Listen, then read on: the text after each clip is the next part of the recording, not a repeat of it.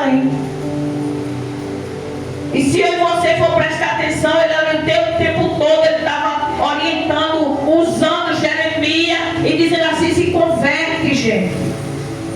Conserta os teus caminhos.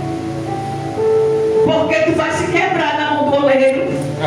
Porque o oleiro, meu Deus, ele não vai nem te quebrar, é tu que vai se quebrar na mão dele. Quando o Senhor manda consertar, é porque ele não quer que o vaso se quebre na mão dele, porque vai passar um processo doloroso. O vaso, quando se quebra na mão do oleiro, você já imaginou?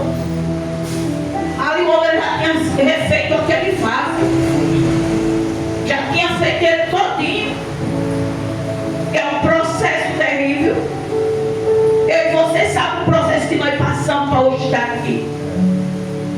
Eu só de choro, igreja, eu passei 3 anos chorando. Você imagina?